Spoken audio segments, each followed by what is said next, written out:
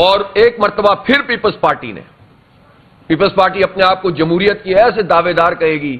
نورا کشتی لڑتے رہتے ہیں نون لیگ اور پی پی, ٹینیور پورا کرتے ہیں, مزے پورے کر رہے ہیں, انجوائے ٹھیک طریقے سے کر رہے ہیں, اور بیان ایک دوسرے کے خلاف دیتے رہیں گے, یہ کرو یہ نہیں کرو, یہ کرو نہیں کرو. آخر میں آ کر ترمیمیں پوری کرتے ہیں, ایکسٹینشنیں پوری طرح سے دیتے ہیں, مزے سب عیاشیاں سب کی لگی ہوئی ہیں, اور جہاں موقع ملتا ہے وہاں پر عوام کے مینڈیٹ کی توہین کرتے ہیں. یہ بات یہ ہوتی ہے کہ حکومت کا کام بھی وہ لوگ کرتے ہیں کہ جو حکومت کو لے کر آتے ہیں, اس لیے کہ فارم 47 پہ جب آپ لائیں گے تو سارے کام کرنے پڑیں گے. اب جن کو یہ کام کرنے پڑے ان کا تو یہ ایکسپیرینس نہیں ہوتا. اسی طرح پہلے انہوں نے بہت واضح طور پر کہا تھا کہ ہم منی بجٹ نہیں لائیں گے, لیکن اب جو شارٹ فال ہے اس پر یہ منی بجٹ کے بارے میں ایک دن کہتے ہیں لائیں گے, ایک دن کہیں گے نہیں لائیں گے. ویسے تو ہر دن منی بجٹ کا دن ہوتا ہے, اس لیے کہ جب آپ دال کی قیمت بڑھ رہی ہوتی ہے, جب آپ چاول کی قیمت بڑھ رہی ہوتی ہے, جب چینی کی قیمت بڑھ رہی ہوتی ہے, جب آئل کی قیمت بڑھ رہی ہوتی ہے, تو عام آدمی کے لیے تو یہ منی بجٹ ہی ہوتا ہے نا روزانہ. اب یہ کہتے ہیں کہ پچھلے سال کے مقابلے میں اس مہینے میں چونکہ 20 روپے کے بجائے صرف 18 روپے بڑھے ہیں تو لہذا مہنگائی کم ہو گئی ہے. یہ بھی ایک دوسرا جھوٹ ہے. او بھائی, پچھلے مہینے آپ نے 20 روپے کی مہنگائی بڑھائی تھی, اس مہینے آپ نے 18 روپے کی مہنگائی بڑھائی. ایک اور بات, جب یہ کہتے ہیں کہ مہنگائی زیرو مطلب نہیں بڑھی, آگے نہیں گئی, تو اس کا مطلب کیا ہوتا ہے؟ اس کا مطلب ہوتا ہے کہ 20 روپے پچھلے سال بھی اس مہینے میں بڑھے تھے, 20 روپے اس سال بھی اس مہینے میں بڑھے.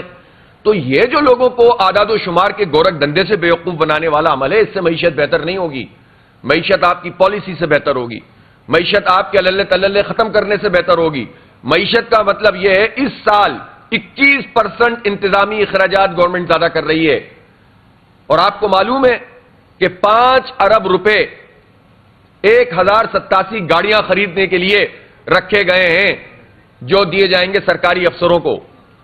ان حالات میں کہ جب لوگ مر رہے ہیں, 40% لوگ خط غربت سے نیچے زندگی گزار رہے ہیں پاکستان میں, 10 کروڑ لوگ, اور اس میں آپ افسران کے لیے 1087 گاڑیاں خریدنے کے لیے تیار ہیں. یہ پیسے آپ اپنے اخراجات کم کریں نا, قوم کے اوپر سارا بوجھ کیوں ڈالتے ہیں؟ اپنی فری بجلی, اپنا فری پیٹرول, اپنی گاڑیاں چھوٹی کریں, نئی گاڑیوں کو روکیں, تو اس کے نتیجے میں پاکستان کی معیشت بہتر ہونا شروع ہوگی.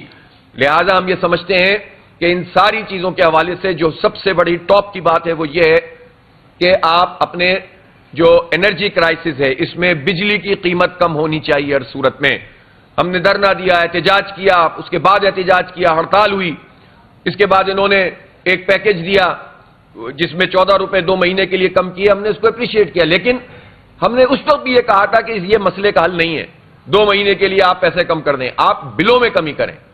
یہ کہتے ہیں کہ ہم بل میں کم کریں گے تو شارٹ فال بڑھ جائے گا.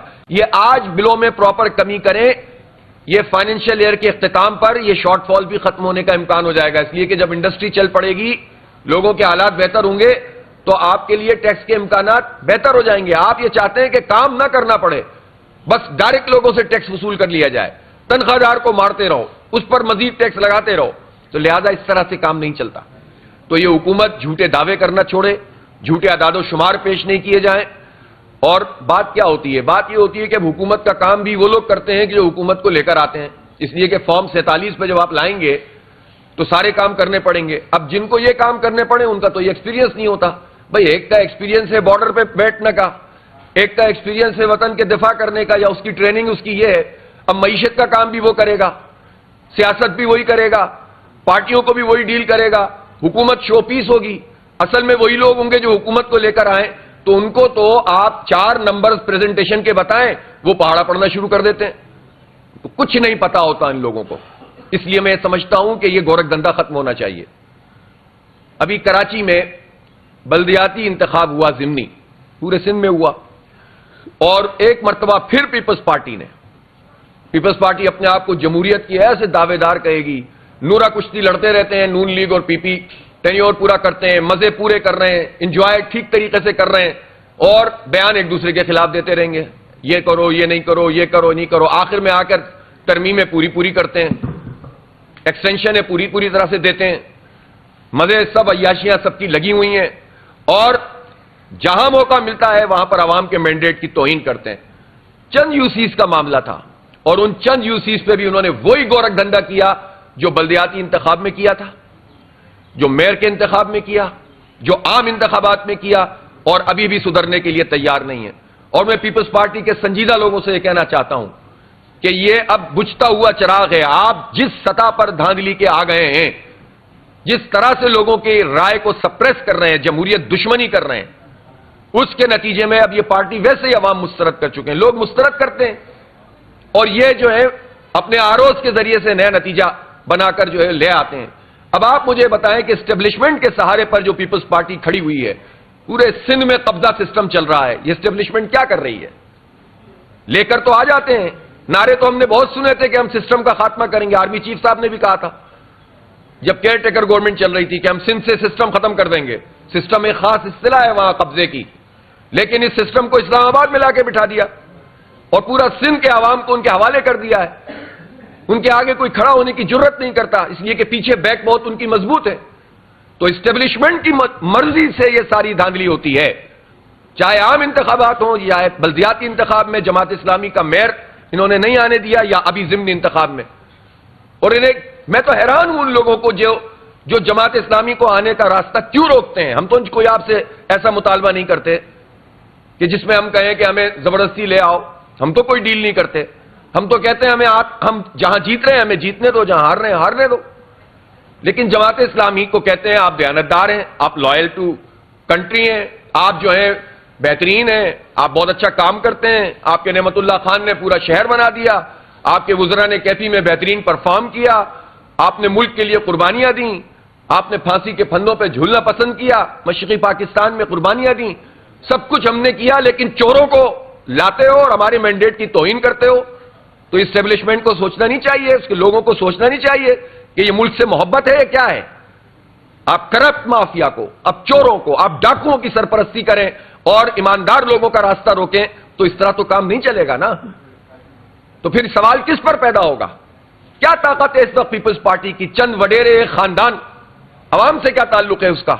صرف ایک سہارے پر ہیں اور وہ اسٹیبلشمنٹ کا سہارا ہے جس پر وہ پیپلز پارٹی کھڑی ہوئی ہے۔ یہی نون لیگ کا عالم ہے۔ آج نواز شریف صاحب نے کہا کہ میں نے تو طے کر لیا تھا کہ اکثریت نہیں ہوگی تو وزیر اعظم نہیں بنوں گا۔ تو بھائی ووٹ پورے نہیں پڑے تھے تو ایم این اے کیوں بنے؟ 70,000 ووٹ اضافی ڈلوا دیے اپنے فارم 47 پہ۔